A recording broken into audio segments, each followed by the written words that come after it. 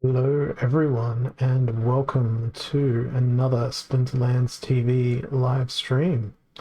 My name is Holazor, and I am broadcasting to you live from Australia. Today, we are going to go through my daily quest, and we are going to try and climb up to Champion 2. I'm commencing today's battles at the bottom end of Champion 3. And I hope that by the time I am done with this today, I'll be in Champion 2. Otherwise, I may just find myself back in Diamond League, maybe even back in Gold League. But there's only one way to find out where I'll land, and that is to start playing matches. So, let's get going and see what ends up happening. So our first game of the day is Back to Basics, and I always want to surrender Back to Basics games because it doesn't let you lose. It doesn't let you lose. You always lose in Back to Basics because you can't play any of your monster's abilities. This one's a really low mana as well, which doesn't really help that rule set in my opinion. So we are Back to Basics. I might go with Ouster, and I'm going to throw in all of the stuff that's got low mana but high health. So we're going to rely on very, very, very hopeful hopes that our opponent plays a lot of magical creatures, and then we're going to hope that we can magically reflect them and use that to destroy the opponent. Hopefully that will work, but we'll see. Let's ban this username that's trying to get us to buy followers in the chat though. That's that's not great. Why isn't that auto completing? There we go. That's fun. That is all part of the fun of being on a new channel. You get to ban a whole bunch of new spammers. Okay, back to my team selection here. Let's go with some ranged. So I'll throw in Therosa. And what else are we going to use that's got range? Let's go with a Weirding Warrior. Then I've got 4 mana to, really splurge. And I don't know, maybe we'll go with Bonesmith. I don't expect to win with this team. I'm just hoping that I can stay alive longer than my opponent. And my good old Magic Reflect isn't really going to do all that much for me here. So I am suspecting this is going to be a loss in my land. I don't believe I can get through them with the unit I had left. That one was a bit of a gamble. And it leaves me just in champion, but it would have been nicer, but probably far less entertaining if I'd just surrendered that game. Okay, we are up against the rule set Earthquake and Spreading Fury. We've got an opponent who's just outside of Champion League. They seem to be fond of the Llama Mage, a little bit of Jotun. Now I've got a life quest today, so we are going to do some life questing right now. Hey, Loose Magoose, what are you needing to cable management? Is it a PC? Is it a desk? Is it the underside of a vehicle? Is it an electric chair? I don't know. What are you cable managing? I hope it's one of those like reclining chairs that you can sit in and get like a massage. That's technically an electric chair, right? You get a massage while gaming or doing whatever it is you're doing. Good to see you. Glad that you're here in the chat. All right, let me go back and consider my team further. Rebuilding your PC. Oh, congratulations! You finally got the move on over to Japan. That's awesome. I am glad that happened for you. That is awesome. Yeah, rebuilding your PC is no fun, particularly if you've got a tiny case that you can't cable manage in all that well, or alternatively, you've just got large hands that can't get into the little tiny bits and pieces. 3 hours doing cable management. Come on, Ron. You used to be an electrician. That was a profession. I hope it didn't give you too much PTSD there. If it did give you PTSD, well, then that's not something that I can help you with. This is a channel for Splinterlands, not dealing with cable management related PTSD injuries. But I would imagine that the monster that would be best at cable management would probably be a Hydra. I mean, can you imagine having that many heads around and trying to cable manage? It's like, this head's going to eat this monster, this other one's going to eat this other monster. Well, it'd still be early in Japan, so you don't have to go get a whole bunch of sleep just yet. Maybe a little bit later than what it is here in Australia, I'm fairly sure. But our time zones are pretty close. This is looking, well, not that great for me. Even if I constantly stun this mercenary here, it's not going to go my way. Yeah, that's true. You can't just make and then, you know, consequently, you can't just cut like a monitor cable and then be like, okay, I now need a longer cable. I just cut that cable. You can re-terminate a monitor cable. It's just going to be a nightmare. Yeah, that's loss number 2 for today out of guess how many games? 2. So that is fantastic and perfect for me. I'm off to an excellent start. The road to Gold League is well and truly paved with my defeats. All right, we've got Equalizer and explosive weaponry in play here, so I am going to disallow the use of Equalizer by playing Shield Bearer so that every attack just goes into Shield Bearer, and then we have a bad time trying to heal whatever I put in second position, because that's just as tormented. But there's this lovely little skill, I don't know if you've heard of it, it's called Triage, and it heals the thing in your second line. And because this is whatchamajigger, it's equal HP to everybody, I'm going to be notoriously annoying and put something with life leech in the second position, so second position has a lot of health to begin with. And, well, the next part of this story is everything has blast, and I've got 3 mana left to play with. There is the chance that they're going to do some other bits and things. I don't think I'll see a Kraken. It's likely that I may see a Shield Bearer here, though. We will see. Yeah, going taunt, so it doesn't really matter. Hey, Bakueni, you found me. Couldn't find me last week on the Monday. Glad you did. At least I did a good job of warning people this time around. That's like, hey, I'm not going to be on my channel on Monday. Look for me over on Splinterlands TV.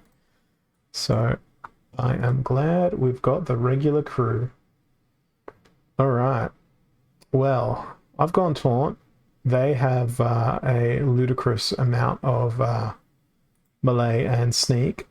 I do suspect I should have still doubled up on the triage, because Stitch Leech, unfortunately, doesn't have a shield to guard him from the greater torches of the enemy team here. However, he does have the advantage of he'll heal through life leech, but not if retaliates occur every single time like that. Now I am a dead man. That is game over for me. There is no way I can recover from this. Absolutely no way. So it is indeed the road to Gold 3 for me today. Not the road to Champion 2 as I had wished, but that's okay. Towards the end of the season, we've only got 3 days left. Things start to get more and more intense in terms of competition. Now we've got taking sides, we've got super sneak. You know what I'm going to use? Again, it's going to be a shield bearer, because I want to guide the attacks into shield bearer. and hope that shield bearer can stay alive. I'm going to devote 2 healing machines to go through to the battle here. Finish my quest with only Uriel and support, Rondon suggests. No. Although I don't really use Uriel, it might be a good opportunity to explore their abilities, or conversely explore their vulnerabilities. It depends. But right now I'm gonna go with the pretty much old faithful combination here. We're gonna go Silver Shield Assassin, Shield Bearer, Truth Speaker, Crystal Smith. Then it's a matter of whether or not we bring... Oh yeah, you do raise a good point. Everyone's going to have Sneak, so why don't I just play Krallis as well? I think he'll be broken if the enemy plays on my Silic Slip Spawn, which may be the case.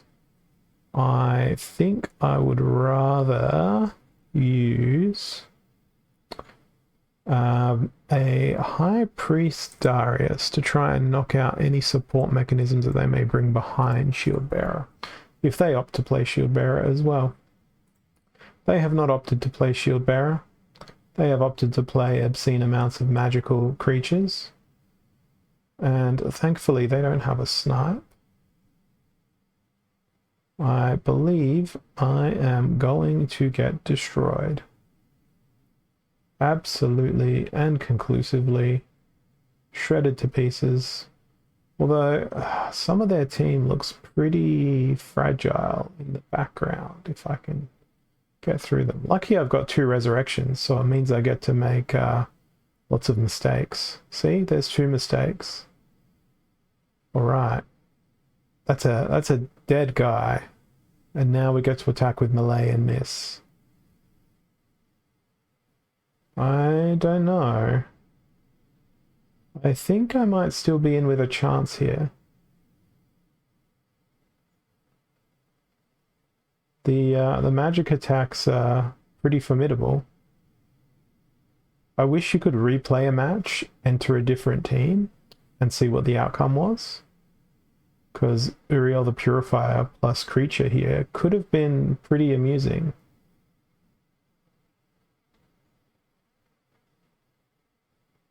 Now, if only I could hit the enemy, this would be great. I'm gonna go ahead and award Krallis the MVP here, in conjunction with High Priest Darius. They went really well. Can use Splinter Tools to do stuff, apparently. I've not used Splinter Tools before. Have you got a link so I can jump on in, Ron, and have a look? Because that would be a fun little thought experiment to experiment with. In the meantime, I'm going to jump on in to yet another battle. Oh, yeah, I deserve that. With the link being quite literally the word .com. There's an extension. I might do that offline. Experiment with it. If I like it, I'll bring it to future streams. Okay. It is Dionitrous. I was going to be like, Dione, is this some sort of dinosaur?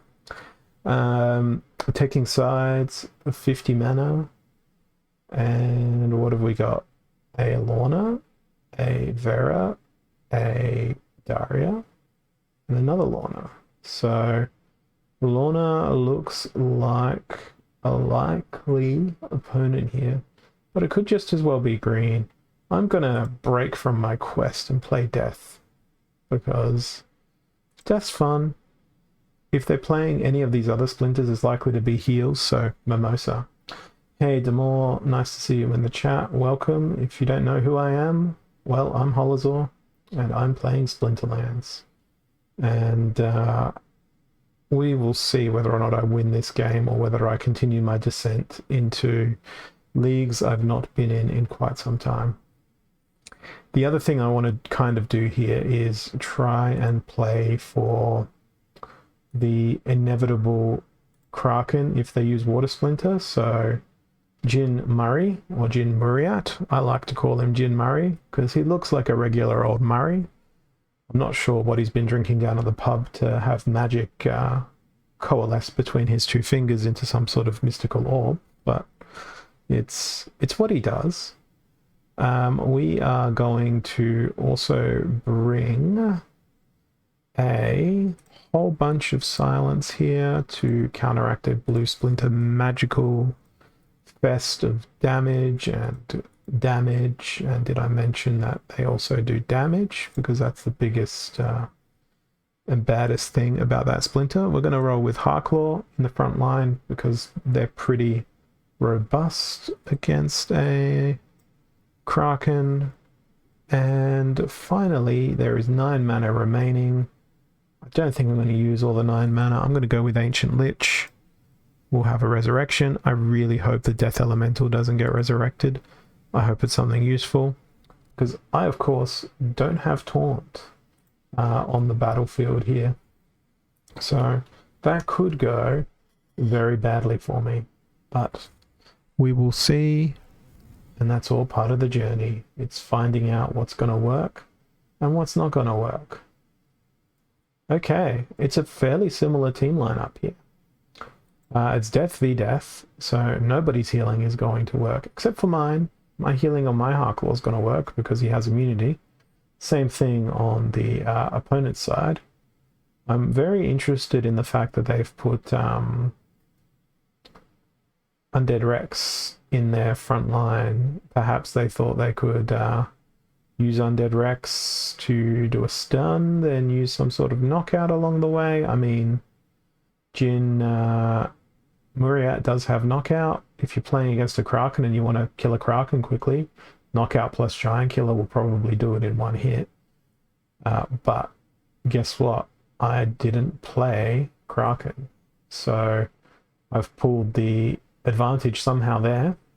I've taken care of their Harklaw pretty handsomely, and now it's just a matter of poking through their back line and taking out the rest of the team on my way to victory. Hey Techie004, welcome to the stream. Good to have you join just as I get a much needed win to try and prevent me from crashing down into the depths of Gold League. That one put me back into Champ League. So that is welcome to me. I don't get to spend much time in Champ League these days, so when I'm here in Champ League, it makes it really risky for me to play battles and stuff, because I always think, oh hey, I'm going to lose. Now, I've got equal opportunity and heavy hitters up and ready to go. My opponent likes a little bit of every single splinter. They've got significantly more rating points than me, so I'm not going to surrender. Considered it for a moment. I've got the life quest today. I realize I just played death, but I'm going to go on over and probably use Lorna. And with Lorna, what are we going to do? We want stuns, but we also want to fight back against this equal opportunity rule set. So that's where anything with taunt is very useful. Uriel. It's always Uriel. Well, I'm going to put Gremlin Blaster in my front line because that's a party trick I like to play in any rule set that involves stuns. We'll throw Uriel out into the battlefield just for Ron. And that takes up the majority of my mana.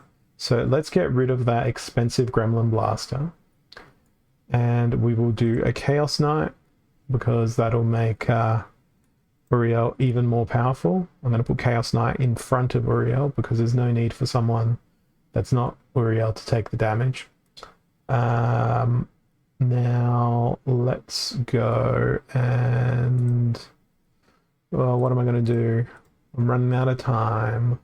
I'm going to put Chaos Agent in. Actually, Chaos Agent. Chaos Agent can take all the damage because they're going to have the least amount of health. I'm going to make sure every other creature I play has 4 health or more, which is going to be a Herbalist to heal some of the back line. And then, well, actually, that's a lie. We're going to have Soul Fiend and Furious Chicken take damage first. Let's see. Well, it's Valnamore, so I'm getting trolled by Valnamore. It doesn't matter what team I played here, I would lose. Because Valnamore does what Valnamore does, and Valnamore is a little bit broken when it comes to doing anything. The only way you can effectively beat a Valnamore is to buy every Valnamore off the market and physically destroy those cards by sending them to null on the Hive blockchain. That is the only way you can defeat a Valnamore in combat. Our Redemption managed to pull off a kill, however, before we succumbed to the very, very darkness that Valnamore beckoned us towards. In the murky blue, watery depths of some sort of mermaidy, I don't know, thing of come down and see the light. Actually, no, it's darkness. We drowned you. Haha, you're dead. That's what Valnamore is. Except the drowning is magic damage. And the pain is awful and constant. Okay, we're fighting up against Epic Raptor, and we've got Armored Up as our rule set. 21 mana cap. It's time to employ the little old sweatshop of the Life Splinter, which is Armor Smith. The only reason I call him a sweatshop is because he'd probably work in a forge, and I imagine that forges are warm places, which would evoke people's sweat to emerge from their bodies. I don't know, it might be a crazy theory, but it makes sense to me.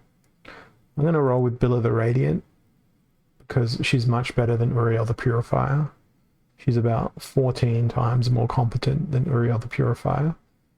The underlying issue I have here is I need a heal. And now that I have a heal, it makes me a happier person. And Chaos Agent is going to try and defend against any sneaks. Armor Smith is going to give everyone a second lease on life. And I really hope my opponent doesn't bring Shatter or any similar abilities that will impact the ability of my armor to do things. And as we suspect, there is a Rust, which is basically removing 2 armor. So we're in a position where we've got exactly as much health and armor as we would if we didn't bring any along. However, I enjoy the optimistic thinking that my opponents had here, that I would get through to any of their creatures that had redemption, which they didn't bring any redemption creatures, but they could have, because a harrowing number of my creatures had next to no health when we started this round, and a couple of well-placed redemptions would have taken them out very handsomely. Now my issue is that I don't have enough health to survive some of these magic reflects, such as that, to live long enough to allow my Chaos Agent to backfire the enemy team to death. He didn't miss. That is a shame. Okay, well, it's back to Diamond League again now, and I require 4 more wins.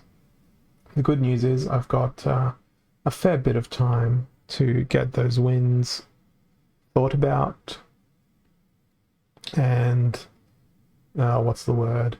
Mastermind them into some sort of plan that involves my victory. But with Keep Your Distance as a rule set and Blue Splinter playable, that's a hard task. There is some light at the end of the tunnel, however, because it is Keep Your Distance, and I believe that means I still can play.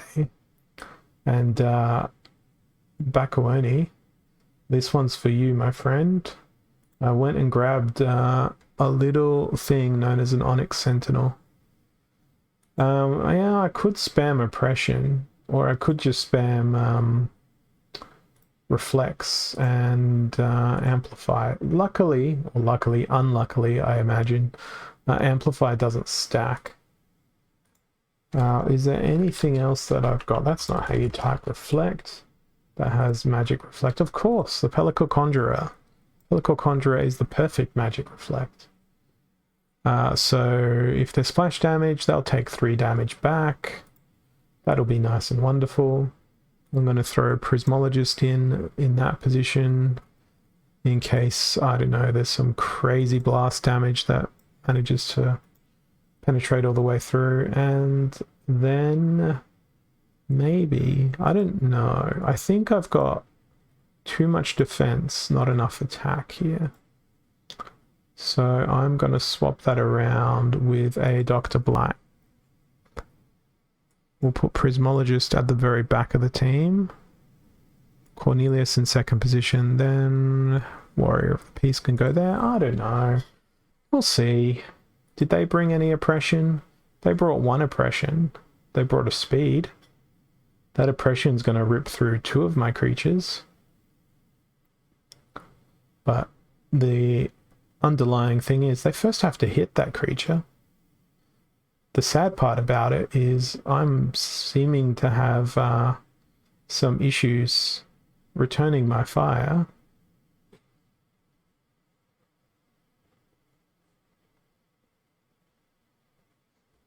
We will see whether or not Cornelius can YOLO solo the entire enemy team.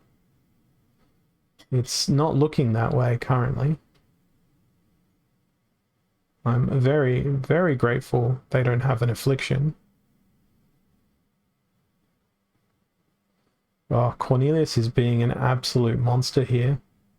Oh, there's the affliction. I was incorrect. They did have an affliction. It just wasn't impacting upon my life until this very moment.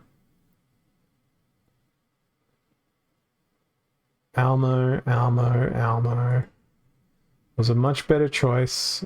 My tiny little 2-mana Pellicle Conjurer.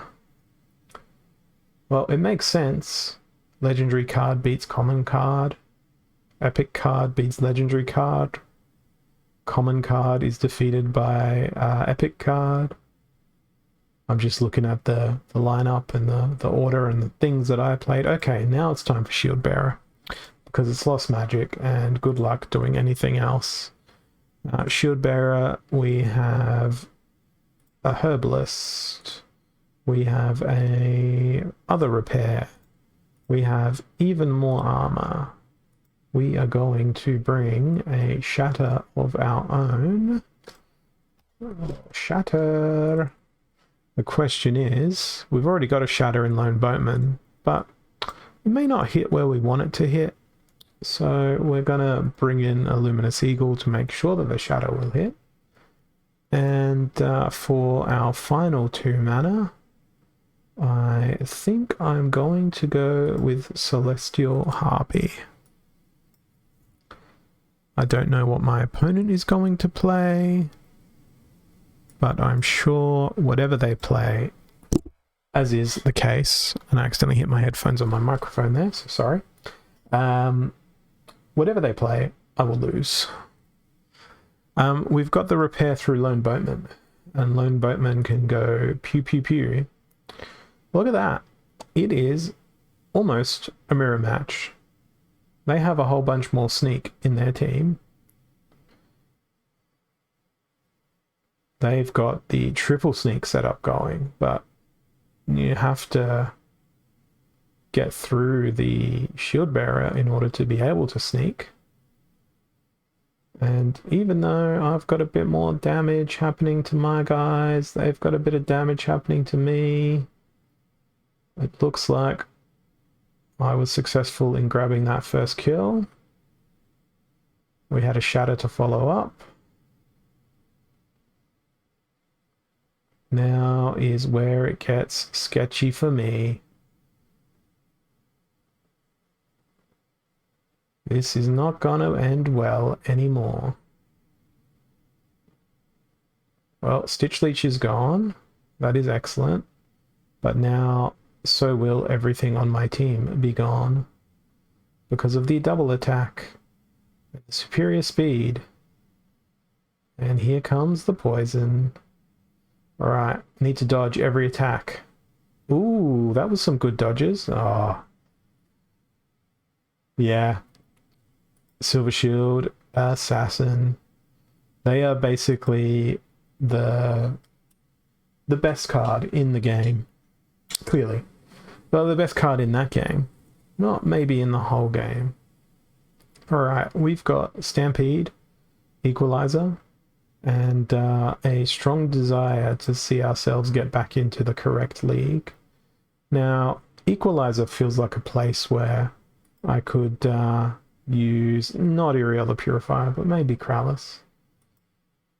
Tell me of this cheese, Bakuani. Tell me of its deliciousness. I am going to put together a hopefully formidable team here. Honestly, all I'm doing is just going through my cards and going, is it legendary? Yes. Then it's in the team. So with that logic, Uriel the Purifier is going to go in our front line, even though he doesn't have trample. Instead, we're going to use Sacred Unicorn, because they are also indeed legendary.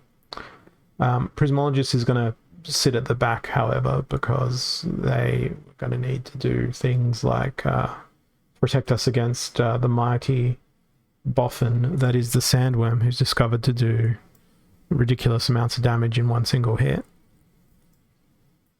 Shieldbearer, Angel of Light, True Speaker, Crystal Smith, and Chancius. Yeah, I could see how that would work. Now, this is going to be terribly painful.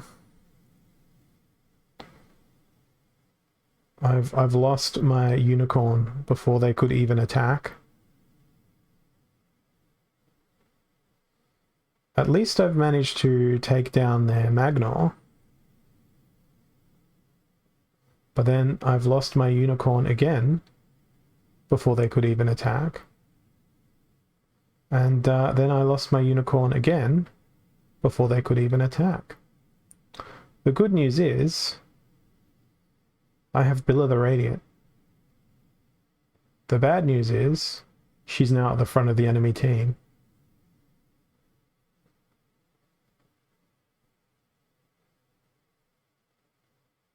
The worst news is she may end up stunned an awful lot.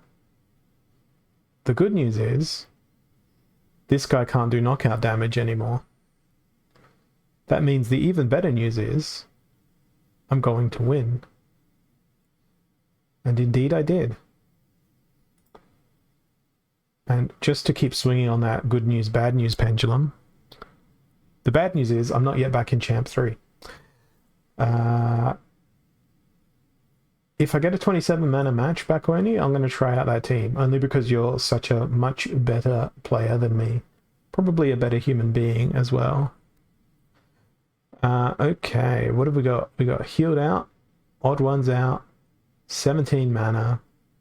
That's not a great place for Life Splinter, so I'm not going to play Life Splinter. I am very tempted to play Llama plus Creature. I think Llama plus Creature would do well in this rule set, even with the absence of healing. But no. Let's play somewhat seriously. Well, no, the people have spoken, and unfortunately we can't do it because it is odd ones out, so we can't use whatchamacallit. Grund the Trampler, because he costs 10 mana, not 9. But it did get me to thinking, guess who's got an odd-numbered creature who has trample? That is the unlikely friend of the family, the Sacred Unicorn. And they can be followed around by the even more unlikely friend, the Hydra. and we can't play 0 mana cards. So I'm going to hope that they bring Sneak. Oh, joyous joys, they brought Sneak. Come on, Hydra, show us how Retaliate works as a game mechanic. Beautiful. Beautiful. I'll do it again. Oh, perfect. Now do it again. Oh, that's unfortunate. Oh, no death retaliation. And now my Sacred Unicorn will perish to the Sneak. That almost worked. And by almost, I mean I got destroyed in spectacular fashion for everyone's entertainment, which is the whole purpose of me streaming Splinterlands. It's not for me to get better at the game, accept positive feedback or anything like that. It's just the way I teach is by showing you what you should not do. Yeah, that Tyrus Palladium, that +1 armor, that was clearly absolute cheating. You're not allowed to do that stuff. It's outrageous. Now, we've got a very low mana match, and it's Noxious Fumes, and it's Stampede. I could go with Unicorn again, but Unicorn doesn't have immunity. I hear you say, well, I hear the murmurings among the chat. You know who might have immunity? You know, Uriel the Purifier. Well, he doesn't anyway, so it doesn't matter. But he's too expensive because I don't have any 1-mana summoners. So what I'm going to do instead is I'm going to deviate from the quest, and I'm going to go with the cheapest and most healthyful immunity that I know of in the game, which I clicked the wrong splinter for. I wanted to go to our precious little Dragon Splinter, and we're going to play the Dragon Splinter with Earth Splinter. And we're going to use a little old dice card called Dragon Spirit. And the goal will be, let's stay alive longer than our opponent can.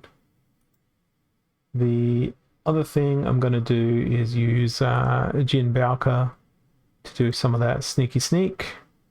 The alternative would be to play like Llama Cube. 7, is Cube a 5-mana card? I'm pretty sure Cube's a 6-mana card. Yeah, Cube's a 6-mana card, so we won't be playing Cube.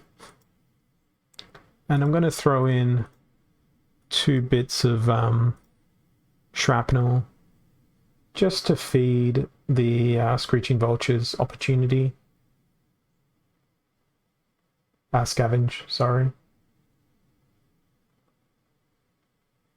Because I suspected we'd see Death Splinter. That's why I wanted to bring immunity. However, we do see a Gelatinous Cube in the enemy ranks, which is somewhat problematic, because they're going to absorb a lot more health than I am. But the advantage is I'm not going to get poisoned, but I am going to get exhausted, and I'm going to die before the cube dies. So if you'd like to get some other bits and pieces... Oh, Llama Tortoise in Chief. Well said, God is love. That is an outrageous strategy. One that I should have considered. Teach me your ways. You've defeated me many times in combat, and I would love to know these little tricks. Whenever it's a 12-mana game, I always think to myself, oh, I could go Llama and Hydra. No, Hydra. Harvester. But that makes sense, because the Minicron, aka the Goblin Psychic, is something that I consider at 13 mana instead of Llama Flesh Golem. So I can see why that would work. And hey, look, I got a win because my opponent surrendered before I could even select a team. I'll take that win. It puts me slightly closer back to Champ 3, which is where I'd like to be. I'd like to be in Champ 2, but that is looking to be even more unlikely at this stage of the day and at this stage of the battle and the way I'm playing. I don't know, I'll probably end in High Diamond 3 or 3/4 to Champ 3. I don't know. but stick around and you'll find out. We've got Little League happening. A Littlest League, 4 mana or more, less rather. So we have every splinter in the book available. We are going to use something incredibly unconventional. Incredibly unconventional. I'm going to use the Crystal Jaguar with a Dr. Blight. A 4 thing there. In fact, I'm going to build my team around 4 mana creatures because clearly they're going to be the most powerful. We are going to use Amplify. Oh, we need to use a 3 mana creature because we can't afford the others. That's going to be the Truth Speaker. So we have a double heal hitting Crystal Jaguar. Tower Griffin, Spellsmith amplifying their stuff. It's going to be pointless. If they die, then they die. So Sneak is going to absolutely ruin me. But what hasn't ruined me today in combat? Everything has. Everything's defeated me. I'm hoping they bring an all melee team somehow, and we can just amplify Thorns right back at them. That's a pretty melee intense team. However, it's also a pretty sneak intense team. I'm lucky I've got that cleanse. The Thorns is about to get very real, provided I can survive this round. The only thing that is bad about it is I don't think I'll be able to heal. Oh, I can heal. This worked out well. This was a very unconventional team. My opponent has no sneak left. There's a redemption to cancel out the incoming scavenge. And now it's all about which Dr. Blight poisons which Dr. Blight first. However, I have a cleanse and a heal behind my Dr. Blight, which means if I lose, that is absolutely cheating by my opponent. Because statistically, that is impossible. Unless Truth Speaker decides to have the day off and decides not to cleanse, not to heal, goes off and unionizes and goes, no, I'm not healing Dr. Blight, for they are a creature of the darkness, and I am a creature of the light. Luckily, they didn't choose to have a crisis of character and cease their healery roles. They continued to do their healing, which is it's why they come to the team. They're reliable. They are a reliable, awesome little creature who I undervalued for the longest time. True Speaker, that cleanse hitting before they come in with the heal. It's your ultimate counter to Affliction. It's just absolutely brilliant. Now we've got close range and odd ones out. Only 15 mana. That bodes kind of well for Life Splinter, but kind of bad for Life Splinter. I feel like I shouldn't be forcing the quest in such a low mana game, but I'm going to force my quest in such a low mana game.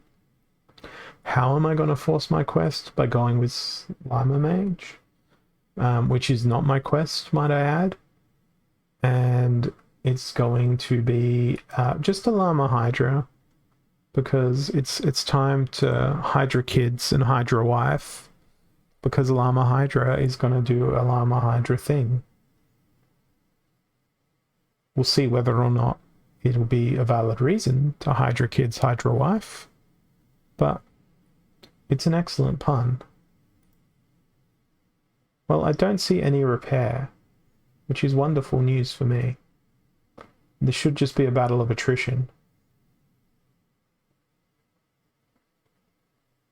With Thorns and Retaliate and all that magical stuff, I think we'll be doing pretty good here. There's a trample. Beautiful, beautiful trample. Nice little retaliate. More trample. If they brought a single repair along, they would have won this. But instead, the Hydra kids, Hydra wife strategy wins yet again. Even throwing away 1 mana, and that gives me awesome ranking. That puts me well back into Champion League. So with that, we can resume the quest. Because the quest was pointless without being in Champion League. I've got to try and get as many chests as possible. Try and get as many 1DC cachets as I possibly can. Alright, we have healed out Melee Mayhem.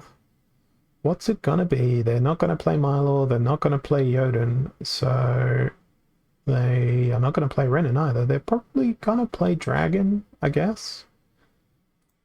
So, given the fact that we've got Melee Mayhem, I believe it is now finally time to bring out Krallis. You thought I was going to say Uriel the Purifier. I didn't. The one thing I've got to be careful of here is Vigilator plus Warchang. That is a very real threat in this particular rule set on account of the fact that it is double attacks. That's why Krallis will be my frontline head honcho. It's not going to stop me from taking advantage of the fact that I can get double attacks out of a Warchang. But it is also going to force me to consider something like a Chaos Agent for my backline to prevent any sneaky attacks. The alternate thing is going to be the fact that there is no healing here, so Krallis may not be as tanky as I wish him to be. Perhaps that calls for a shield bearer instead. Now it's not 27 mana. We can't heal. We can repair. So let's run with the repair spam and hope that my opponent doesn't bring magic along. We'll go with Dax. And where is our repair engine? The little armor smith that could? Or do we just go with little lone boatman that could? Let's go with the lone boatman that could, and with 15 seconds left, 8 mana to play, it's gonna be a prismologist. And Warchang is awfully close to the front, but we'll see. It's a good mixture of magic damage that they've brought along. The Amplify could be problematic, given the amount of things they have which do returning damage, particularly for my poor little Prismologist. Every next season that you play is more rewarding, because if you're playing well, you should be obtaining new, fresh, desirable cards each season, so each subsequent season gets better and better. But some of the changes that are coming along with the redistribution of the way in which rewards are done between leagues is going to ensure that people get more equitable rewards on what they actually have in their inventory, what they bring out to the battlefield, and how they use it, most importantly. That to me is the great equalizer. You can have great cards and you can be a terrible player like me, or you can have terrible cards and be a great player and then beat people like me. It's the great equalizer here, with all the tactics and strategy that you can use. Yeah, and the reward scaling with the amount of stuff that people actually have in their inventory. It's going to be great. I'm looking forward to it. All right, we have Noxious Fumes and Melee Mayhem happening on the dial here. I'm still hanging out for the change where we can't see who our opponent is, so that people can stop stream sniping me, and then I can use the excuse of I'm a genuinely bad player and that's why I lose, instead of people watch my stream, they see the teams I pick, then they pick counters, and then I lose. I'll know if I can't see my opponent's name and they can't see my name that it's going to be a better, equaler game, right? So, Noxious Fumes, Melee Mayhem. This time, I'm going to use Kralis because of the immunity. This time, I'm going to use a Cleanse. Now, what do I have that costs like 3 or 2 mana? That's just got tons of health. That'll live forever and be fundamentally just an annoying little thorn in the enemy side. I'm thinking that's going to be the Conjurer in the front row. Then what can we have that is very expendable in our back line? I think a Lensmaster, because what's funnier than watching the opponent miss attacks? And I'm going to decline to place those guys in my team. Cleanse will get rid of the poison on the front line, which means they will live for a little bit longer to do more reflect of the magic, which my opponent didn't bring along to the battle. So in the war of attrition, it will, with any luck, enable me to do things like that. Because if I hadn't brought that Cleanse, they would have died already.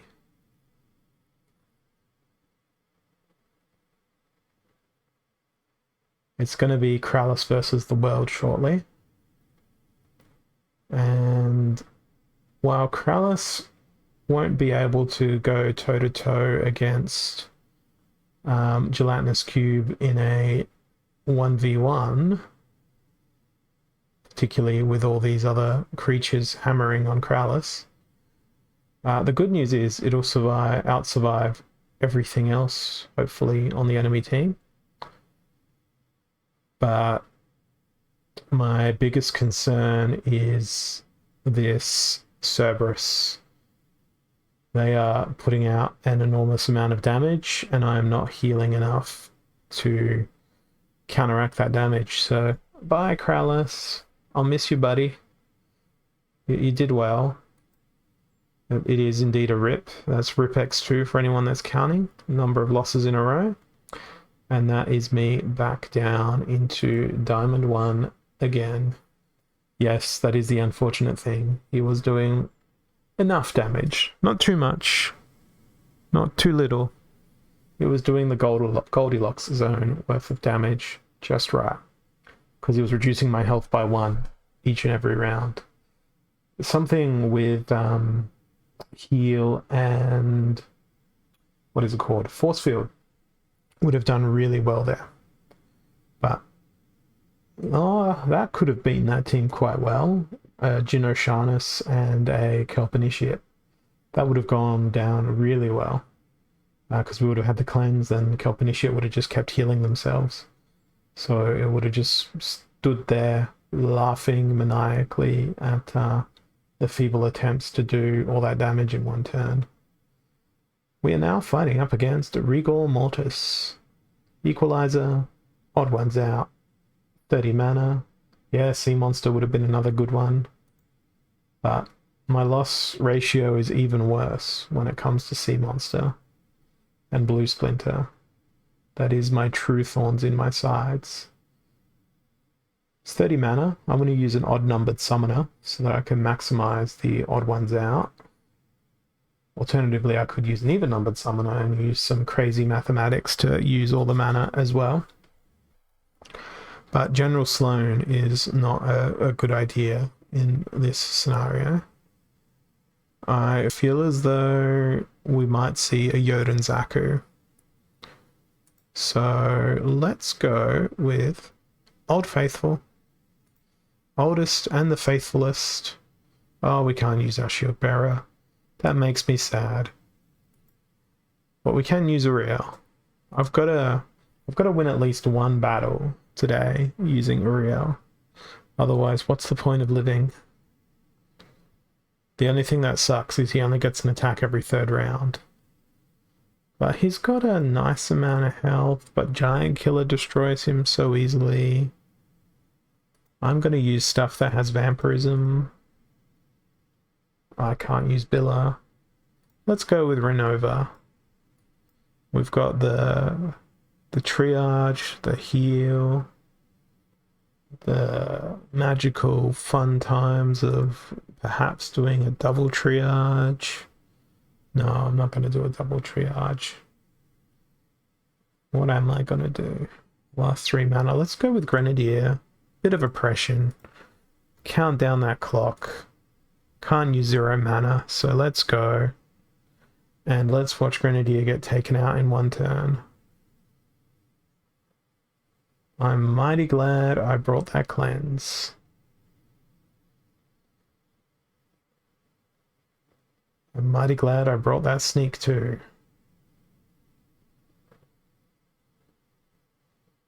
See ya, Uriel. It was nice knowing you, buddy.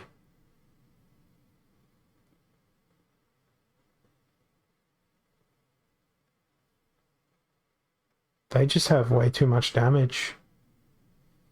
These 3 people outputting 14 damage per turn. Absolutely ridiculous.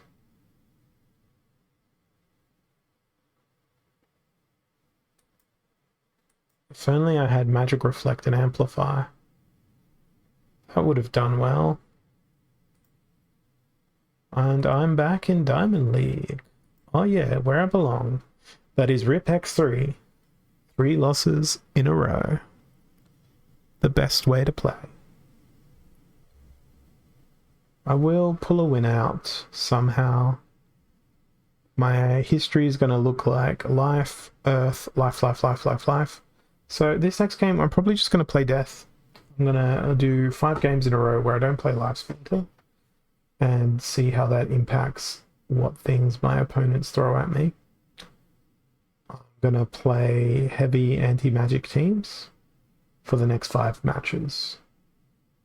Unless it's really obvious my opponent's going to play something like Uriel. Okay. Heavy anti-magic in close range and Little League. This would be Obsidian and Zenith Monk, Mycelia. This close range means Earth Elemental can come along and enjoy the party. I'm not ignoring the fact that I've got a ridiculously magic heavy team myself here. But, you know, you've got to break things down and break them up every now and then. Try new things. Do the unexpected. Get destroyed by the unexpected. Such as a little tiny mirror match here, almost. That hurt a lot.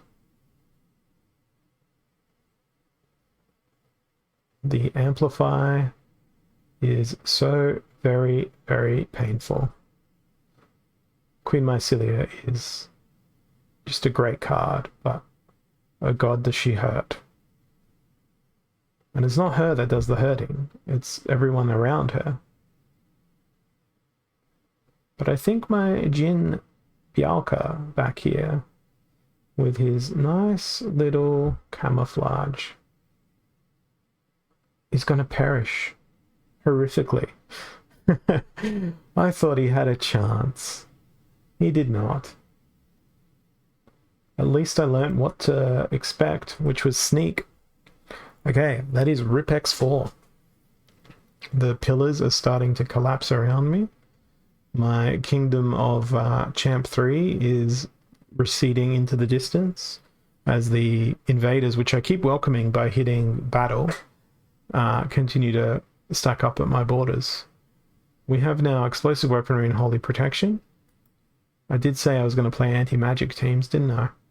Do I hold to my word or do I go to other things? I appreciate your optimism, Bakweni, but you've seen me play. You've seen the way I haphazardly just go, I'm going to do this, and then I give you headaches as a result. That is something that I make no apologies for, because it's entertaining to see what happens. So my response is there's plenty of time to stock up on painkillers before you get the worst of headaches when you see me make the poorest of decisions towards the end of the season. Desperate times call for desperate team comps. It's 28 mana here, and I don't know what to play.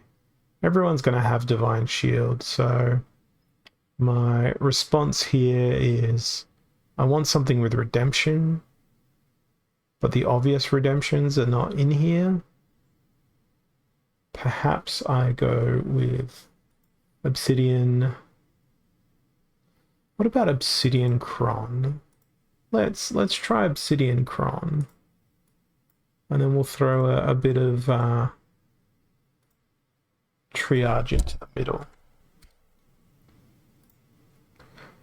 Let's go a triple triage stack. And then we've still got 3 mana left. This keeps Cron alive.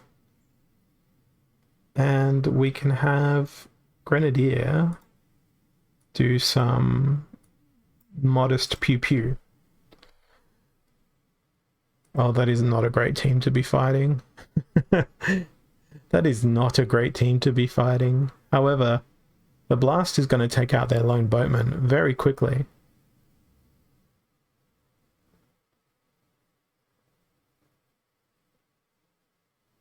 Which will be brilliant, because that means Shieldbearer won't get resurrected. It'll be a lone boatman who will then get immediately destroyed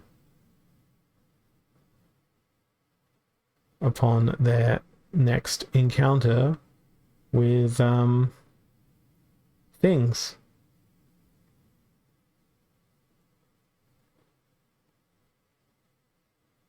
This was a great team to play. The triage spam has really helped me here. There's my first loss.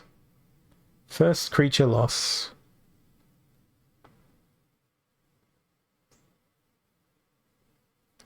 Yeah, I thought that Spirit Hoarder had camouflage, and then I remembered it was the repair guy that has the camouflage, and I was thinking, why are they attacking the... Oh, right. It's a repair guy that's got camouflage, not Spirit Hoarder. That was my thoughts there. 52 mana. Aim true. Noxious Fumes. It's time for... Sacred Unicorn. Cleansey Heal. What else can live long against poison? Actually, Almo. Almo has the good old immunity. Almo will be brilliant against poison. We're going to do that triage spam again. Except this time, we'll have a total of 4 triage. Renova can go in the front position because they'll have the most amount of health.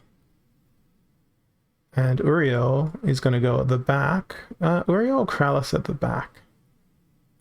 I think it should be Kralis at the back, because then we have immunity and a heal. And they should hopefully survive a whole bunch of stuff. Spam resurrect. Well, I could.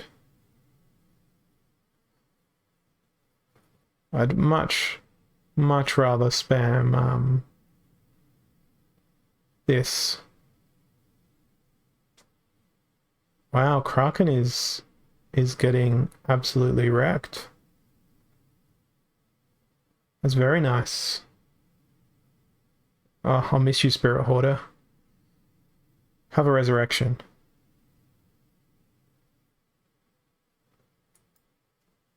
Now, I paused there because this marks the death of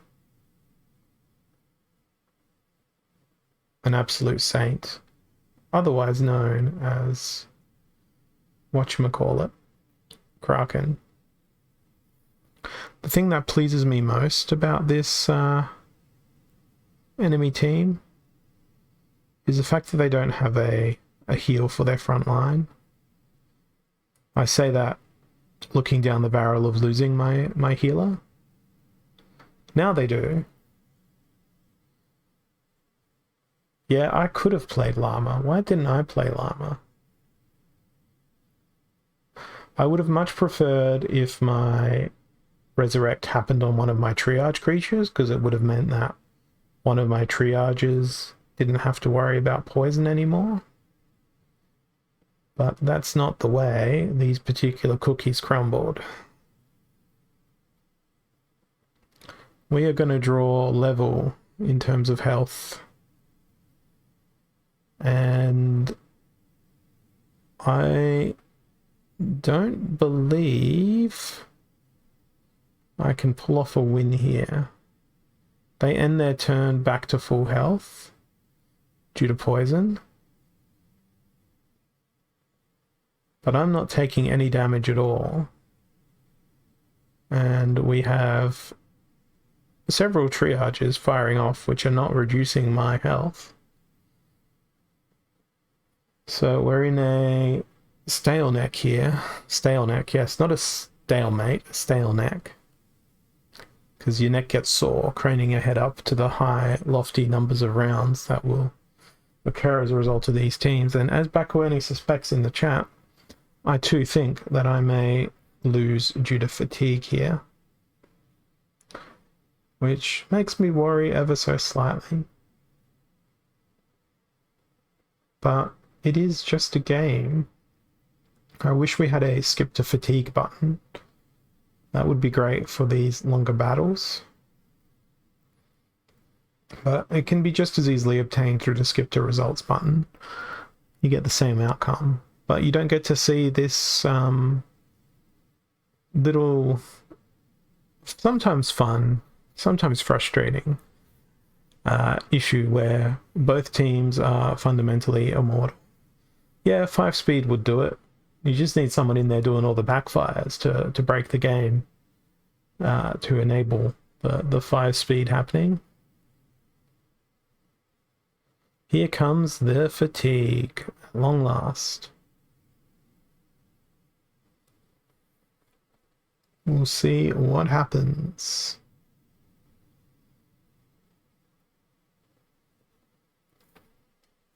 I think it should be, you had 4 cards standing when fatigue happened. The enemy team had 2 cards standing. If you had more cards standing, you win. Got to make the triage cards even more powerful.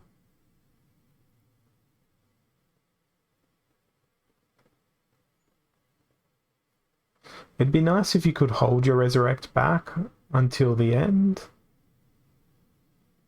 Yeah, I was like, Kralis or Uriel? The irony being, Uriel would have smacked the gelatinous cube in the face twice, and it would have been a victory.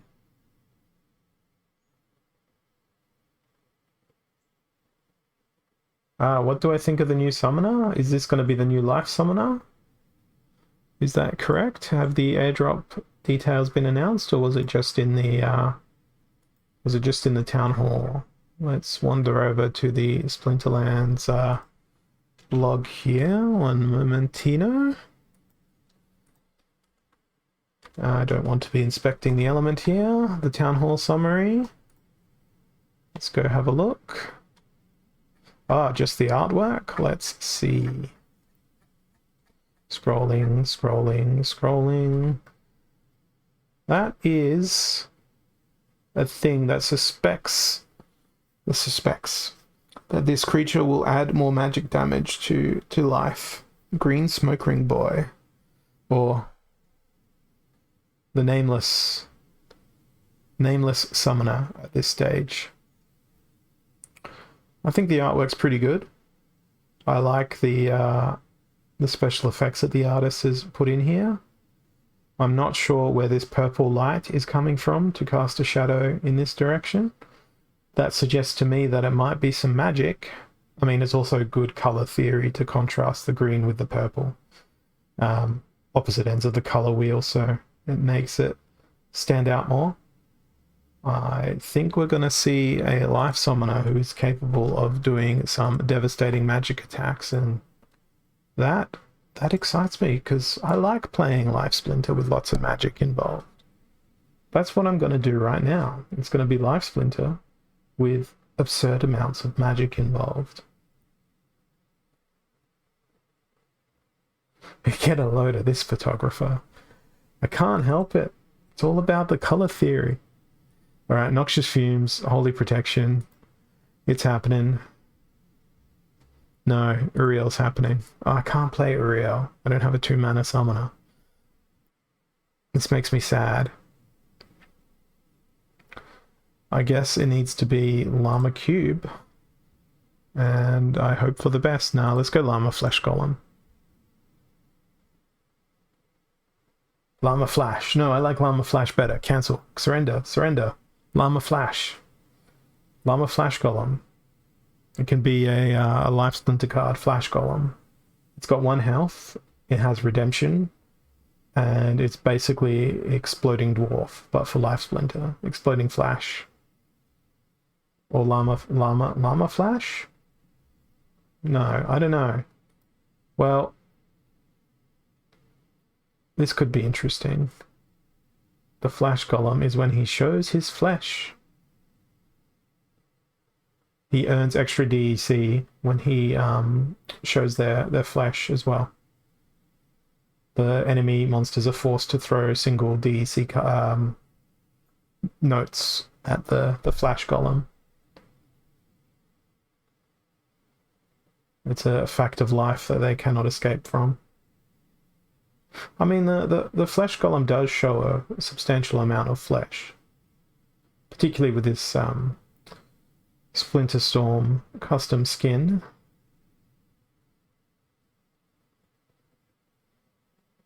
It's just a slow battle here.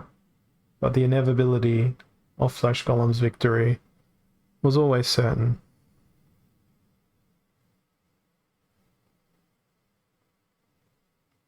I'd love to see a monster that got healed by poison. That would add very interesting mechanics to the game. Yeah, Dr. Blight seems to never miss his poison, or his affliction. I think the mechanics of the game rely on the rarity of the card to determine how often it stuns or retaliates or does other things. I know it's meant to be 50-50, but have you ever seen a Lord of Darkness not hit his stun? Have you ever seen a Dr. Blight never miss his poison or his affliction? It just happens too much. It's a conspiracy theory that I'm sure is backed up by the code. I just can't be bothered reading the code. I prefer to remain ignorant and avoid doing the requisite research to determine whether I'm correct or not. Reverse buffs, yeah, that'd be fun. That'd be fun. You bring Strengthen, and the opponent gets an extra point of health. They bring Weaken, you get an extra point of health. It ends up being a mirror match. That'd be a fun rule set as well, mirror match. You play with whatever cards your opponent plays. So you'd have 2 people trying to play the worst possible teams in order to try and win. That would be an amusing rule set as well, I think. Is someone writing this down? Otherwise, you can always go to feedback.splinterlands.com and put those suggestions there, like the suggestion that Bakawani and I have that we wish to see implemented, which is backfire should increase the amount of damage it does if you have an amplify creature in your team. The other one we'd like to see is that if you're being attacked with something that's got poison and you're reflecting that attack, you should be able to poison the person who's attacking you, because you're grabbing their missile and throwing it right back at them. They should get poisoned, or they should get stunned. Maybe a 25% chance, but that would add interesting additional mechanics to the game. Now, I need to pick my team in 24 seconds or less, because I spoke words too many times with my voice. So my team here is going to be very lackluster, very rudimentary, very basic, but we're going to hope that the good old Sacred Unicorn can do mystical things to the enemy team. And I feel as though they might just. It's an awful, enormous amount of damage being done to my team by the opposing team. Well, this is where we say goodbye to my team and click skip to battle. And we go again. And I believe I've still got 2 more matches to do. 2 more games to win. And I have 45 minutes left on this stream to do it. I don't think I can pull off 2 wins in 45 minutes. I've had days like this before. They've not ended well for me. Okay, this is close range. Green Splinter is sadly not available, because that prevents me from going with what I'd love to go with. I suspect I may be able to grab a victory here through circumspect means. And those circumspect means would be Cornelius plus a cleanse. Oh, this is one where Sea Monster would be better. Do or die Saturday. Spoilers. I died. That is great backwarning. Cleanse the Cornelius. Cleanse heal yourself. And then with our final 2 mana, we will see if we can amplify some attacks. We'll throw in not these guys. We'll just leave it at that and see if Cornelius can't overwhelm the enemy team. I think he's going to be in a pretty good position to do significant amounts of pain to Krallis. Now, Krallis is not impacted by poison. These early couple of rounds are going to be the most important, because that's when I'm going to have the full force of Amplifier working in my favor. And I believe that is a dead Krallis. I told you it was going to be a win through very circumspect memes. That was not a sanctioned way to play this game. Okay, on to the next battle. Equalizer and taking sides. There will be no Cornelius played today in this particular battle. I fear the Kraken. I mean, the Kraken should always be feared. I'm going to do the Shield Bearer. Blue Splinter's in here, so it's going to be all magic and projectiles whizzing about and so on and so forth. Sadly, my Death Splinter's not available. How many silences does a Life Splinter have? It needs more silences than that. 3 silences is not nearly enough silences. That's what I'm going to do. Well, it's Life or Blue Splinter with a bit of Dragon mixed in. So let's see what a Blue Splinter has. It's the same amount of silence.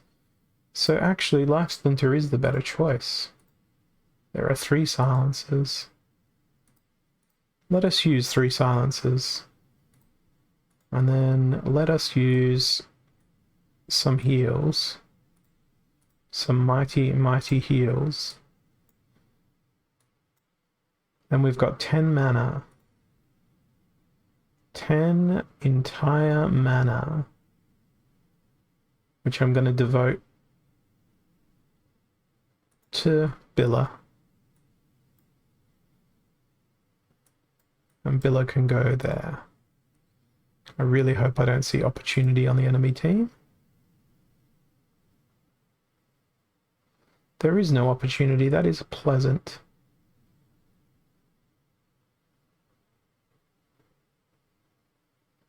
Okay.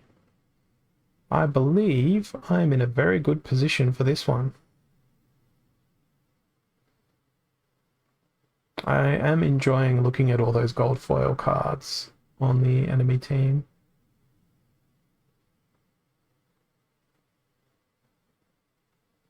He did have the same idea as me. I'm somewhat sad by the fact that Krallis doesn't get impacted by silence. But it's okay. It's fine. I'll get over it if I can hit the Krallis. I've got enough damage. It's just not hitting all in one round. This Prismologist needs to get their act together and hit.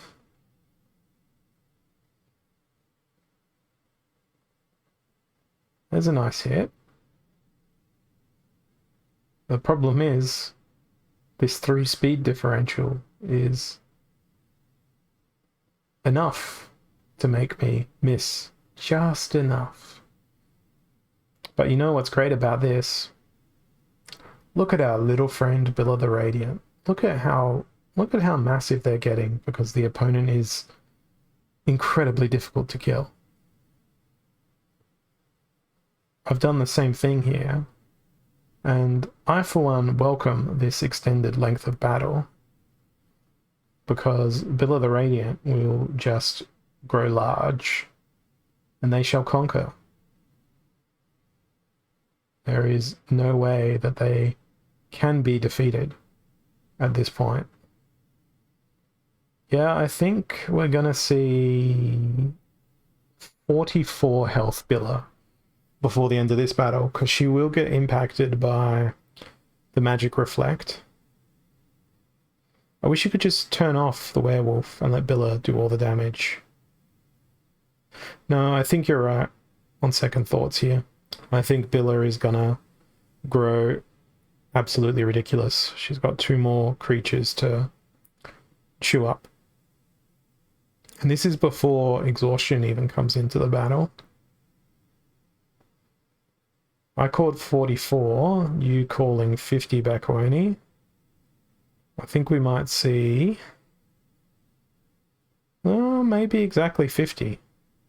Depends on how this magic reflect goes and whether or not they can hit the Conjurer. So that's going to be a tough hit.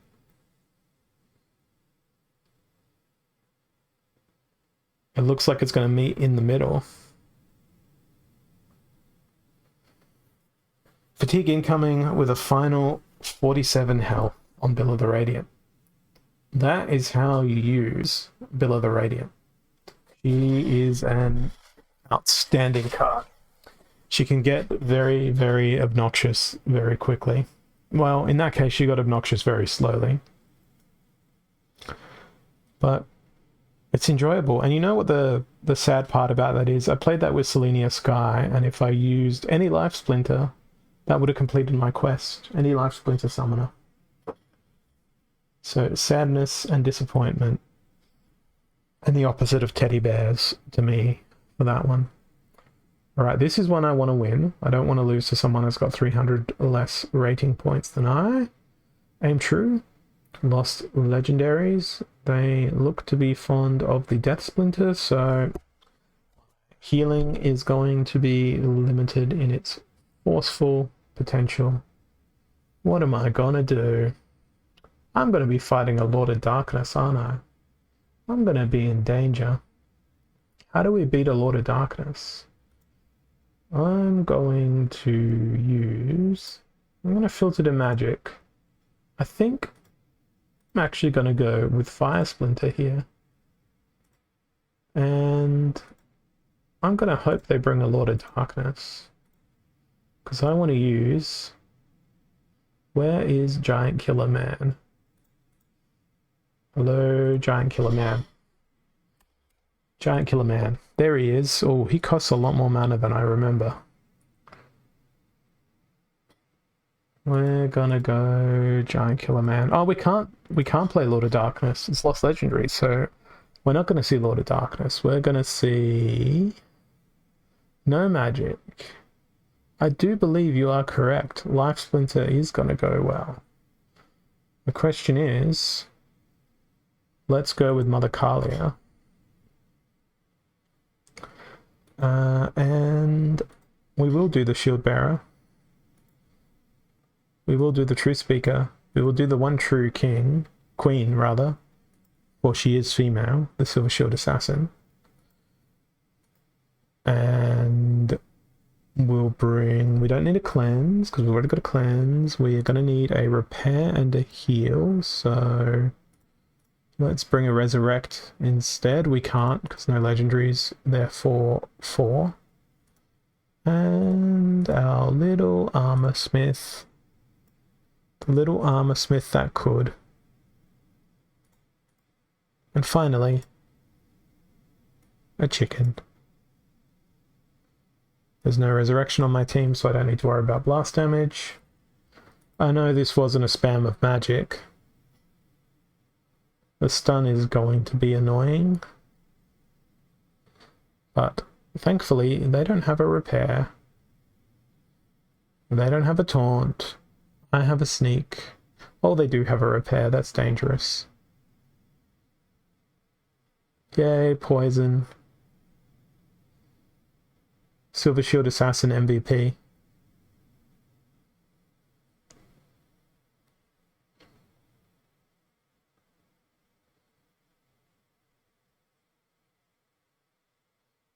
Two redemptions is amusing to see happen though, when they're from the same creature. Yeah, I didn't bring an armor breaker either.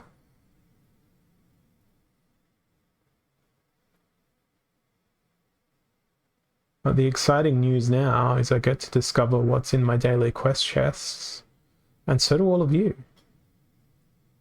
Because there's 23 minutes left in my stream slot here. And that means I'll be free from the tyranny of Life Splinter, which I'm ordinarily good at. But today, I don't know, there's someone here in the audience making me nervous. Someone that was proposing that I constantly play Uriel the Purifier. Let's claim this reward and see what we get. Are we going to see any legendaries?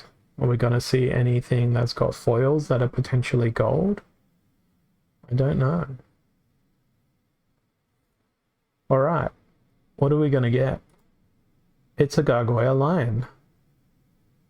You may recognize it from such things as the common card set. It's a Pellicle Conjurer, which is a much better common card. It's an alchemy lotion. It's an alchemy lotion. It's the best card in the game, the Pellicle Defective. Now, if you don't understand why it's called a Pellicle Defective, at max level, it gains Backfire, and Backfire never works correctly. Therefore, it is the Pellicle Defective.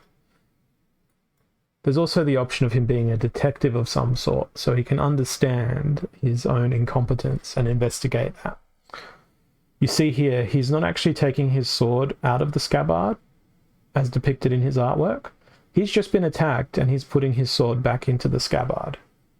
He's going along those lines, you thought I was going to attack you with a retaliate. No, no, no. I'm putting my weapon away. 56 Dark Energy Crystals. 8 Dark Energy Crystals. These are all multiples of 8 so far. There's another 8. What's next? Oh, very nice. A Binary Crystal Smith. A rare. One of the better cards out of the common current reward set. Another Gargoyle Lion. And a Venari Bonesmith.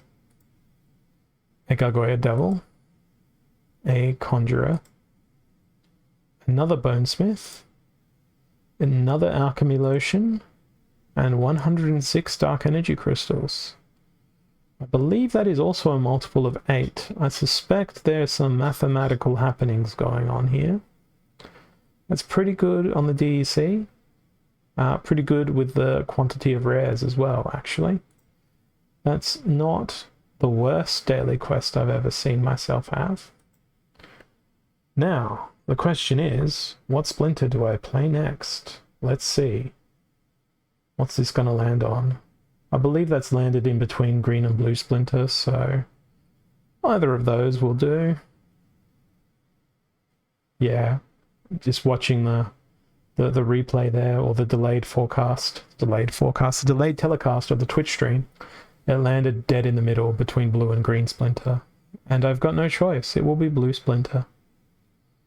It will be blue Splinter, and it will most likely result in a loss because my opponent is ranked ludicrously higher than I, and it is a 17 mana match. So let's go with... Well, I'm going to go with Dragon Splinter plus Blue Splinter, because I can. We're going to pull out all the stops here. Use Electric Eels, Free Blast, Grenadier, Free Blast. What's going to be my frontline creature? It's probably going to be Kelp Initiate, actually. And we will squeeze an Albatross in to try and keep Kelp Initiate alive, because I fear that my opponent will bring lots of sneak. What is going to keep my backline alive and well for a prolonged period of time? Perhaps a Naga Assassin, and perhaps a Chaos Agent in the front. Let's see whether or not Heals and Triage can keep backfire creatures alive. Oh dear, absolutely not. In fact, I believe the first redemption will wipe out the majority of my team. Oh dear. This is a very powerful strategy that can be used at many different leagues, and I failed to consider that that is what my opponent would use. Subsequently, I lost. It is very amusing when you pull that off successfully. It's amusing when you see two teams trying to pull that off successfully, and there's just these chains of redemptions, and they end up killing each other, and it ends in a draw. That is very amusing to see. Okay, next up is Earthquake, healed out. I see a green Splinter, but it's healed out, which makes a great sadness fill my body. Instead, if it's going to be Earthquake and healed out, I'm gonna do the other Cron. The other Cron. It's gonna be Cthulhu and Corpse Fiend and Ouster. So Cthulhu has Magic Reflect. The pity here is I don't have opportunity to save me along the way. But I'm gonna spam in... Oh, actually, let's... Oh, that doesn't fit. That's really unfortunate. I can't fit more redemptions in, but we're gonna go with that. Ah, it's Death v Death. This might actually go well for me. No worries, Bakoni, and you are correct. I will be most likely done with my stream by the time you get home from work. Have a safe travel to your home, and I will catch you again tomorrow evening on my channel. In the meantime, let's continue watching what happens here as my Ulster Last Stand Cthulhu machine does more things. And here is the last stand. I just need to live long enough to have one pot shot at everyone on the enemy team. I think this will work. I think this will work just. It's all about the speed here. No, it's not all about the speed. It's about being able to hit them in the face very, very hard with enormous amounts of magic. That was a nice win to put onto my belt. Let's continue. Today, we will now play, by the glory of random, Fire in reverse speed and super sneak. That's awkward. I guess Caledon can absorb some sneak. Grum can absorb some damage. And since Caledon has thorns, we will bring in a Heatsmith for an amplification. It would be lovely to see some range damage do some big pew pew here. So let us sort by ascending speed. Ooh, that's a much better option. Let's put an Onyx Sentinel at the back of our team because they have all of the great tankiness properties. Sure, they don't have an attack, but they have excellent properties of being very tank-like. I'm gonna use Tusk the Wide as well. I've still got insane amounts of mana left over there. Maybe I use a Zarin Ifrit and I hope to goodness that they don't roll with an opportunity. Okay, well, it is a Lord of Darkness. That is very unfortunate. It is also a Dark Hawan, which is additionally unfortunate because that expels my attacking powers from where they should be. I didn't bring a cleanse, a triage. Not that it really would have mattered.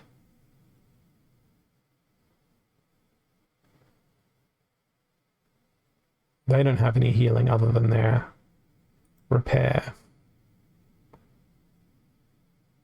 And there goes their Pegasus, which is excellent news.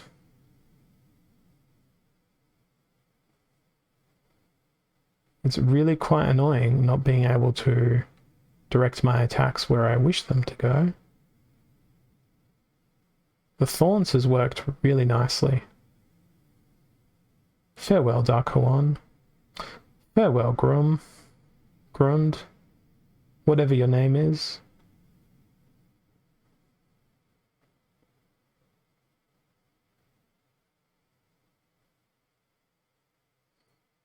Okay. That stun just cost me the game. Rip. I thought the Inspire would make our friend Grum go crazy happiness. No worries, Ron. Hope to catch you again in the future.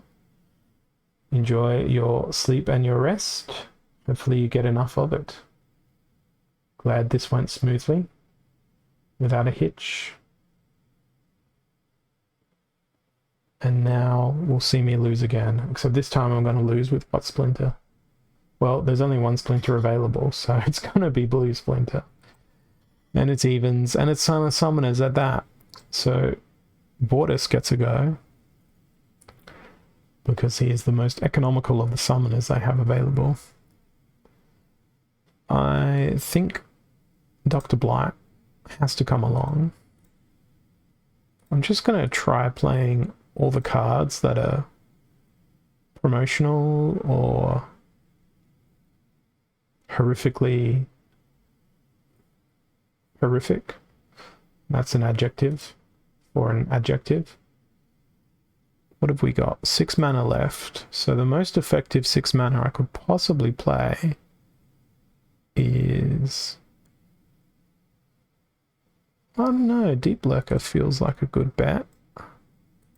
Then we can roll out the blue carpet for these two guys. Yeah, we'll see. We will see. Ooh, it's a chain golem. Could be problematic if I don't poison them. But Halfling Alchemist is gonna make that be... Okay, poison please. Oh, beautiful. There it is. I was waiting on Deep Lurker to do the poisoning, but I didn't need to do that. It happened from good old Dr. Blight. Perfect, wonderful, exquisite. All of these words. That gives me some more rating points. And my ECR is at 75%. So I think I've played the appropriate number of games for a single day to make sure that when I play again tomorrow, I will have just gotten back to 100% ECR. Not that I'm, you know, able to win much stuff at the moment. Loss is a heavy thing in my repertoire. Playing against Mr. Matrix again, played them earlier on the stream. We have Up Close and Personal. This is going to be Dragon Splinter plus Dragon Splinter. Where is Selenia? There is Selenia. Dragon or Death? Who's got Return Fire better? Let's go with Death. That way we can play... Let's just go with Robo Dragon Knight. No, we're not going to go with Robo Dragon Knight. We're going to go with the Vigilator and Warchang. Warchang goes at the rear because they have more health.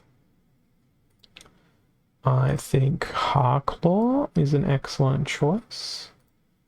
Ditto Corrupted Pegasus. So that's our heal taken care of. We have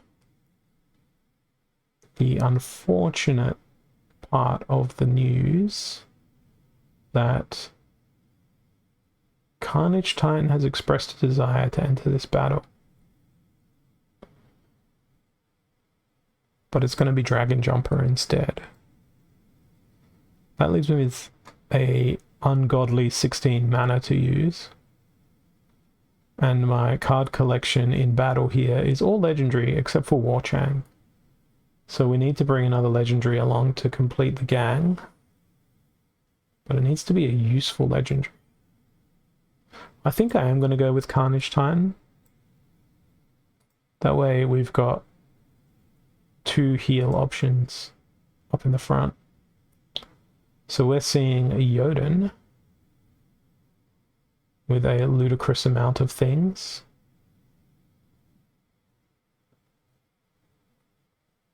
That Retaliate was annoying. That Sandworm was even more annoying. And my lack of blast is going to cost me the game here. Oh, that Sandworm is just brutal. Absolutely brutal. All those sneaks.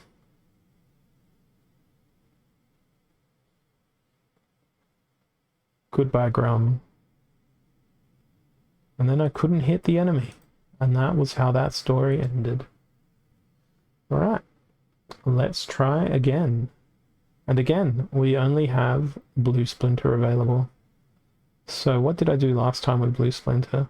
Let's keep your distance this time around. Hey, Jerryo 2016, welcome. We've got Spreading Fury and Keep Your Distance.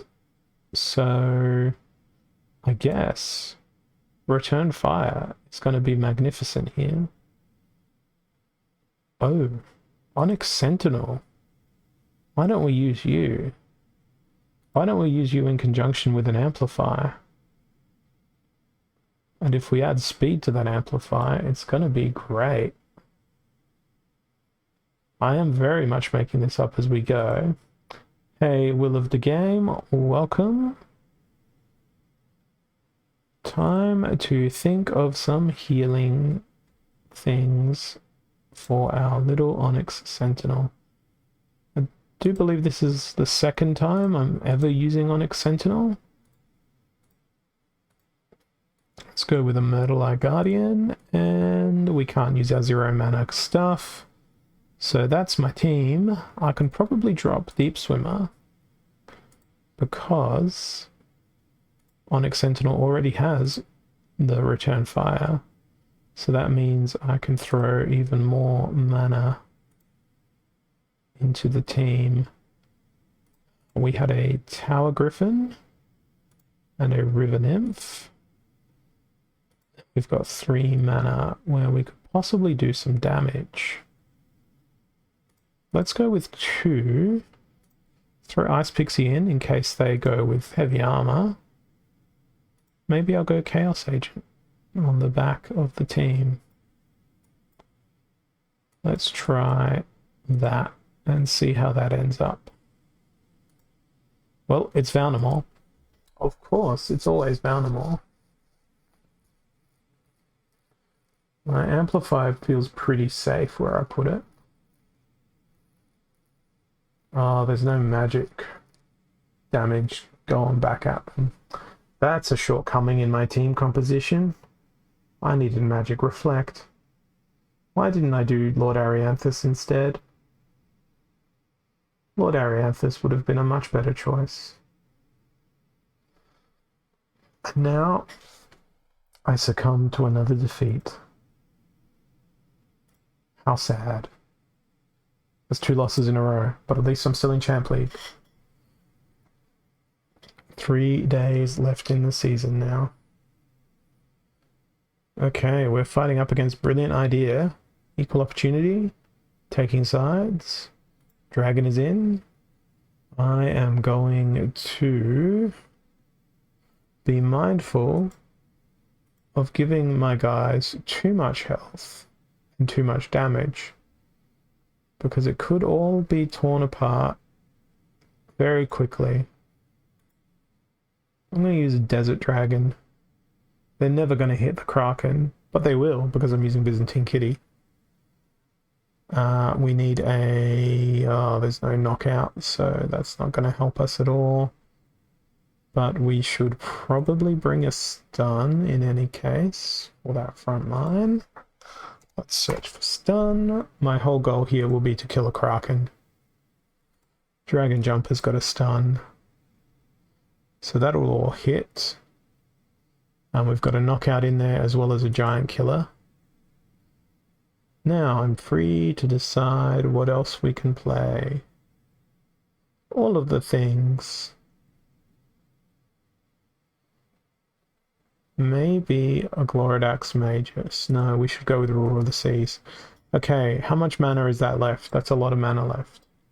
Let's go with Chaos Dragon because the shoe fits for this particular battle.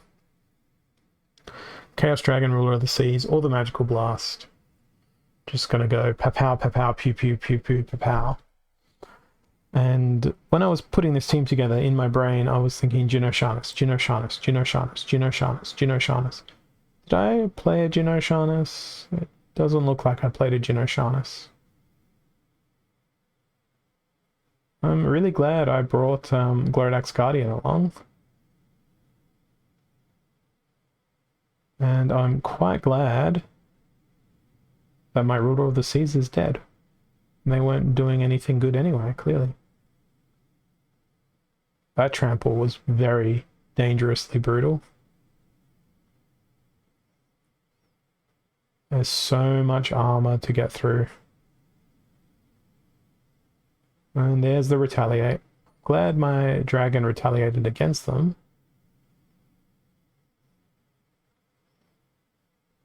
Maybe this dragon that is chaotic might do some good things, or perhaps they're going to get trampled. Okay, that's good. That's very good. I am no longer in danger here. That wasn't what I'd expect to occur with those two teams being played, but I am very grateful for the service of the Chaos Dragon. I am indoctrinated now into the mighty cult of the Chaos Dragon. The Chaos Dragon has done well. It has done extraordinary jobs, and it shall be worshipped as though it were a king. For that is what it is. The Chaos Dragon is a king. Okay. Got about 10 minutes left in my stream here before I will be departing. So let's try and make the most of these last few battles and get as many wins as we can in. We've got standard rule set. I'm going to try and pull that weakness redemption, kill the enemy through the use of their own attacks type team build. And look at all these glorious redemptions available. We've got 1 redemption, we've got 2 redemption, we've got 3 redemption. We can't fit 4 redemption. But we can fit a weaken in. Let's see how this goes. Halfling Alchemist at the back, Life Sapper there. They bring Sneak, good news for me. Ooh, they did bring Sneak. But they've got so much health.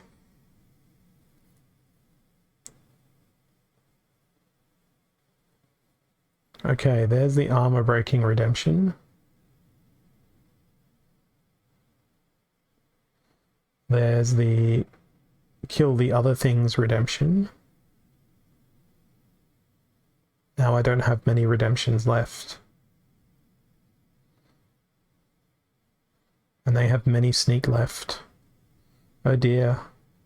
I clearly can't pull off the same strategy my opponent did. The best I could do was leave my opponent with 5 bits of health across 2 creatures. Okay, at least I'm still in Champ League. That's my measure of success for today. If I fall back, I will be upset. Okay, only 14 mana, and it's close range and heavy hitters. So I think I know what to do here. I do indeed know what to do.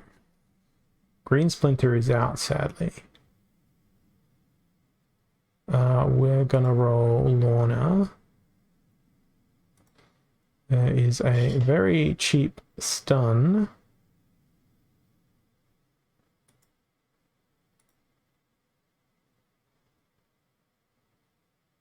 Then close range is where it gets difficult, considering there's 8 mana left. Maybe I just roll with the double stun. They're very slow though. That makes me think that Fire Splinter is going to be better just because of Spark Pixies.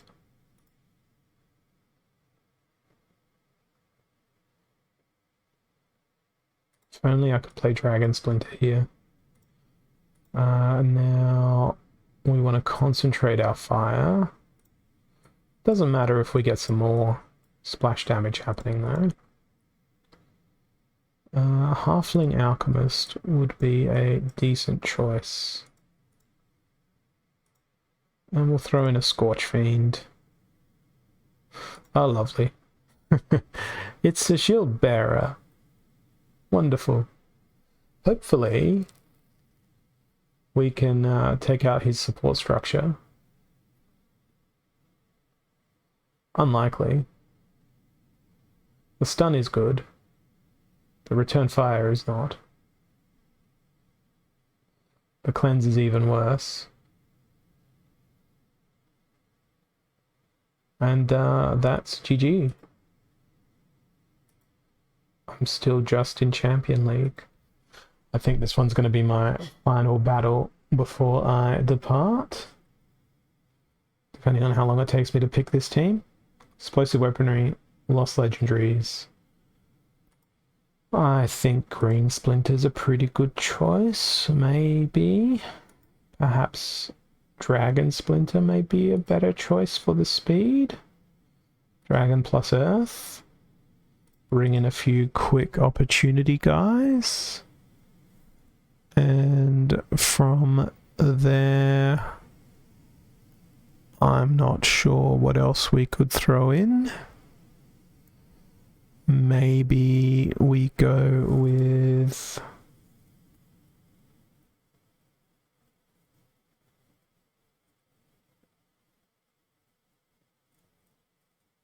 spreading out that damage some more with some sneak. Where is Sandworm? There is Sandworm. And where is the... oh, that's legendary. That's why I can't see it. It costs too much mana. Let's go with sneak. Then we're going to put chicken in as our tank. Sandworm also as a secondary tank. This is going to be all about Blitzkrieg, hitting the opponent as hard as I possibly can, as quickly as I possibly can, and good luck to me. There's Byzantine Kitty, and an entirely gold foil team. Just to rub salt in the... you thought you were going to attack first? Oh no, you're not going to attack first.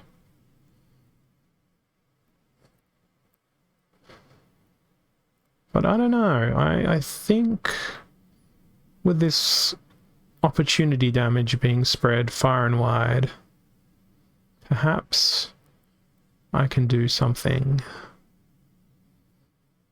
Not very much of something, but perhaps something. There's 2 kills. 2 in 1 is always delightful. But the thing I lack is any healing. Now I am defeat. Okay. Rip me. This one for realsies is going to be the last match of the game for me. Match of the game. Battle of the day before my stream will come to an end in a mere 3 minutes. That is my alarm reminding me. I could probably turn off that end of stream alarm. But I need to keep that start of stream alarm on. Okay, what have we got? We've got armored up and evens. So let's go with everything that's got armor. Chantius, Kralis, Armor Smiths, give them some repair. Go with a Prismologist too. This is Team O. I want to play this stuff because I can play this stuff. All it takes is a single mimosa to ruin my day here. My day will be immeasurably ruined by a mimosa. Herbalist, no. Let's go not with Paragon either. Maybe we go with Paragon. Let's go with Halfling Alchemist. Death Splinter doesn't have a cleanse. And throw those 2 in and see what happens. Okay, it's Shield Bearer. Wonderful. Lovely. Exquisite. I'm gonna lose. They've got the basic immortality team built in. And this is where I will commence saying my teary goodbyes to all you lovely people who have joined me on my stream today. Thank you so much. If you've not seen my streams before, my name is Holazor. I stream usually around this time. My streams are on my personal channel here on Twitch. My username is twitch.tv/Holazor. So you can go check out my channel there. And I hope to see you all again very, very soon. Now the suspense will probably kill us all. So I'll be quiet and we'll watch this battle fade out to the thanks for watching screen. As I suspect I may just win this one. Thank you all for your time, and I'll catch you all again very, very soon. I'll be quiet, and I'll watch this battle end. Perhaps in a victory for me. It's actually a good resurrection on the Prismologist. Let's see what happens. Am I going to skip to results? I think I've won. Let's skip to results. I lost. Oh well. Thanks everyone for your time. Thanks for watching, and I'll catch you all again very, very soon. Cheers.